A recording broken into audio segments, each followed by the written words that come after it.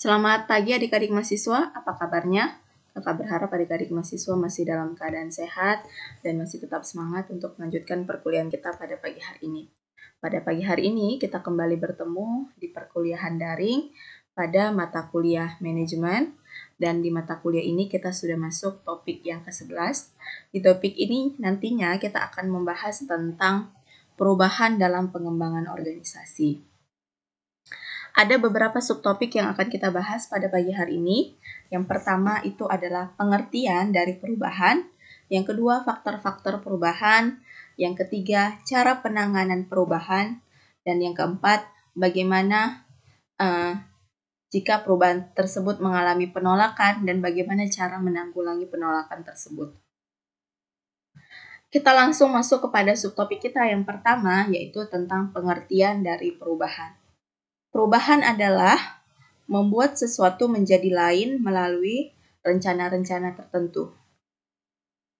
Manajer senantiasa harus mengantisipasi perubahan-perubahan dalam lingkungan yang akan mensyaratkan penyesuaian desain organisasi di waktu yang mendatang. Jadi, di dalam suatu organisasi itu perubahan itu pasti akan terjadi. Dan manajer harus membuat upaya-upaya untuk dapat menyesuaikan perubahan tersebut agar organisasi tersebut tetap menjadi efisien, tetap dapat beroperasi seperti mana mestinya atau bahkan lebih meningkat kembali. Adapun faktor-faktor dari perubahan, yang pertama adalah faktor secara internal atau faktor yang berasal dari dalam organisasi, seperti tujuan di organisasi tersebut berubah, maka terjadi perubahan di dalam organisasi tersebut. Begitu pula dengan strategi, yaitu jika terjadi perubahan strategi, baik itu berkaitan dengan kebijaksanaan manajerial, maka terjadilah perubahan-perubahan dalam suatu organisasi. Begitu juga dengan teknologi baru yang digunakan oleh perusahaan tersebut, maka juga akan terjadi perubahan, di mana perubahan itu adalah bagaimana para karyawan atau anggota dalam organisasi tersebut dapat mengoperasikan teknologi baru yang digunakan oleh organisasi atau perusahaan tersebut. Lalu faktor internal lainnya adalah perilaku atau sikap para karyawan. Jika perilaku atau sikap para karyawan juga berubah, maka akan terjadi juga perubahan di dalam organisasi tersebut atau di dalam perusahaan tersebut. Lalu faktor kedua adalah faktor eksternal, yaitu faktor yang berasal dari luar organisasi. Contohnya apa? Contohnya adalah seperti keadaan ekonomi masyarakat, keadaan ekonomi negara, bahkan keadaan ekonomi dunia juga akan mempengaruhi suatu organisasi, sehingga organisasi tersebut juga akan mengalami perubahan.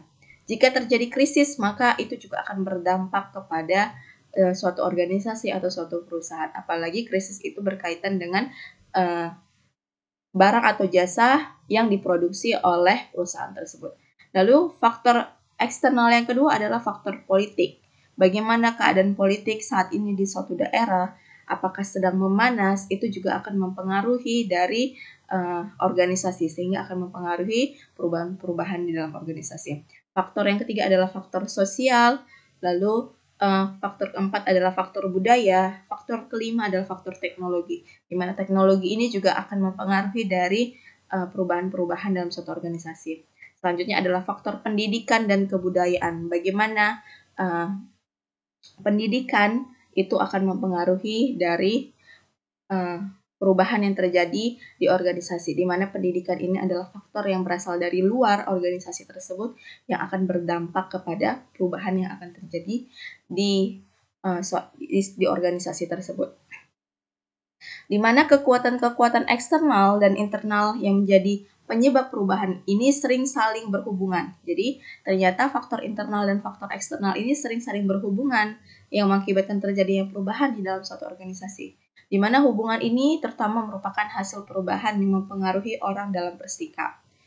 Jadi karena adanya kedua faktor ini, itulah yang akan menyebabkan terjadinya perubahan sikap, perubahan pandangan dari orang-orang yang berada dalam suatu organisasi tersebut, sehingga akan terjadi perubahan di dalam organisasi, di mana orang-orang dengan berbagai sikap baru akan memasuki organisasi dan menyebabkan perubahan dari dalam. Jadi Misalnya saat ini terjadi perubahan teknologi, di mana dengan masa COVID-19 ini, orang-orang pada bekerja dengan melalui secara online, sehingga dengan adanya perubahan ini akan mengakibatkan terjadinya perubahan di dalam organisasi. Organisasi tersebut atau perusahaan tersebut harus dapat menyesuaikan dengan keadaan yang terjadi saat ini, yaitu dengan bekerja dari rumah. Maka mereka harus membuat strategi-strategi untuk dapat perusahaan atau organisasi tersebut untuk dapat berjalan sebagaimana mestinya agar tidak mengalami kevalitan.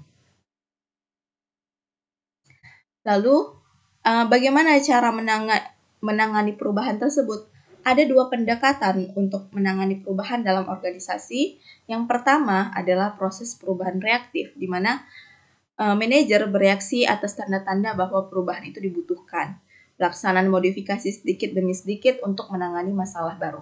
Jadi, pada pendekatan yang pertama ini, seorang manajer dalam membuat suatu keputusan, dia harus sadar dulu bahwa perubahan itu dibutuhkan di dalam organisasi.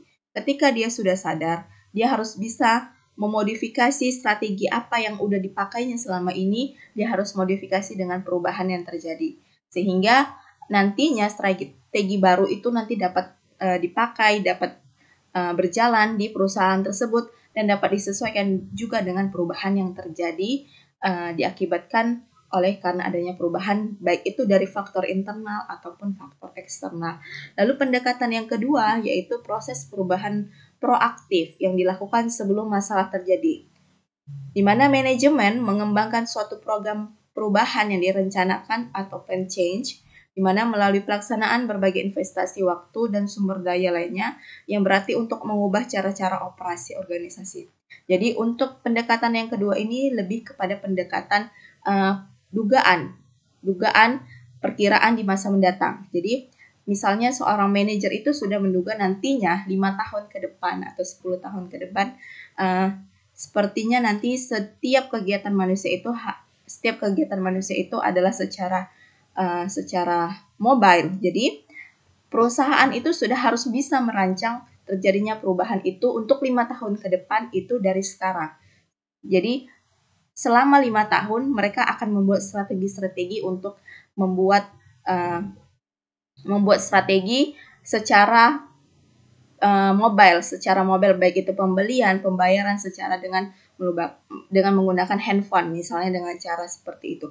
Maka perubahan itu belum terjadi, perubahan itu masih diduga akan terjadi 5 tahun yang akan datang. Tapi untuk terjadinya perubahan tersebut di 5 tahun yang akan datang, itu sudah difikirkan oleh manajer dan sudah harus bisa diambil strategi-strategi yang mendukung untuk terjadinya perubahan tersebut. Sehingga sebelum perubahan itu terjadi, perusahaan atau organisasi itu telah siap akan perubahan itu. Seperti itu. Lalu, setiap terjadinya perubahan, pasti ada orang-orang yang akan melakukan penolakan terhadap perubahan tersebut. Di mana apabila perubahan terjadi, para manajer dan karyawan akan bereaksi, baik itu reaksinya secara positif ataupun secara negatif. Di mana perubahan itu bisa berupa orang mungkin akan menyangkal bahwa perubahan sedang terjadi. Jadi ada orang-orang ketika sudah terjadi perubahan, dia akan menyangkal bahwa tidak perlu kita menggunakan strategi baru karena strategi yang lama masih bisa untuk kita gunakan saat ini. Lalu perubahan atau penolakan yang orang-orang akan lakukan yaitu adalah menolak untuk mengabaikan perubahan tersebut. Lalu penolakan yang ketiga adalah dia akan menolak perubahan tersebut sehingga dia tidak akan mengikuti atau menyesuaikan dirinya dengan adanya perubahan tersebut. Dia benar-benar menolak. Kalau yang poin B ini dia masih mengabaikan berarti dia tidak peduli. Kalau yang poin C ini lebih dia menolak. Dia langsung bilang saya tidak setuju dengan adanya perubahan atau perubahan itu tidak perlu dilakukan. Itu di poin yang C ini. Untuk poin yang D ini, dia akan mungkin menerima perubahan dan merencanakan seperti yang banyak dilakukan perusahaan-perusahaan progresif. Jadi tadi kan telah saya bilang bahwa dengan adanya perubahan ini, baik manajer maupun karyawan akan memberikan reaksi mereka masing-masing. Reaksi itu bisa berupa secara positif dan juga bisa berupa secara negatif. Untuk poin